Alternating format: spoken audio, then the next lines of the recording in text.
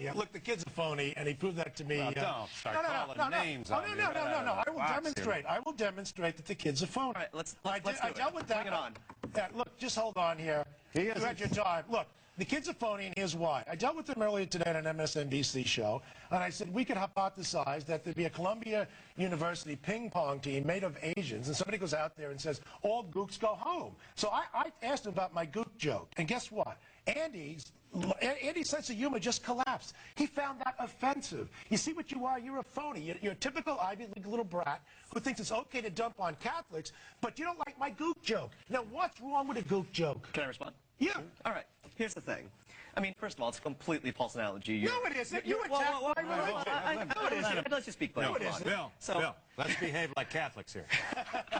I mean, the gook joke's completely irrelevant, while the Catholic joke is a satire of an event that's going on. The gook joke's just throwing on racial slurs. I mean, oh, let me tell you something. Your members and your Catholics should be very proud of you. You know, let me tell you something. We can go right down the line. You want to talk about Asians? We can do with Jews. We can do with African Americans. Everybody knows the dirty laundry in every other group. And all I'm saying is this: civility should rule. You want to know that. You go to a fancy school. All I'd ask for you is show the same degree of respect for Catholics as you would for Asians. You don't like the gook jokes. I don't like them either. So just wise up. Behind the argument in your joke, you're saying that if it offends somebody, or here you call it uncivil, it shouldn't be said. But where do we draw the line? I mean, if it offends somebody, should it not be said? Common How many people should sense offend? and common decency should know that you don't generalize from the individual to the collective. We know there's a problem in the Catholic Church. We know there's a problem in a lot of demographic groups and institutions. What is wrong is when you generalize from one group to the other. I used to be a professor. I'd like to teach a kid. You might learn something. Yeah, well, you know, I tell you what, Nothing good from you. Bill. Oh, you'd learn a lot. You'd learn about virtue. The Catholics. You know, you're being very patronizing to the That's young exactly man. right. I don't think we're going. You know, he doesn't have to do a perp walk here. He's not going to jail for this. No, nor should he. I never asked for that. And, you know, I think if you just relax, move on, we can't expect our culture not to There's 1,000 jokes that are stemming from the Catholic Church. Let me tell you something. Phil, I watch you all the time because you're so good. You really are. I want to tell you something. 2 nights ago, you had Reverend Jesse Jackson on. He's complaining and gets excised from the DVDs. Barbershop, the movie. Barbershop, exactly. Yeah. Now, you raised the issue of censorship and whatnot. But you see, because you're sensitive to African Americans more than you are to Roman Catholics, and that's certainly true. I'll tell him when he comes in. Right? We'll be back in just a moment.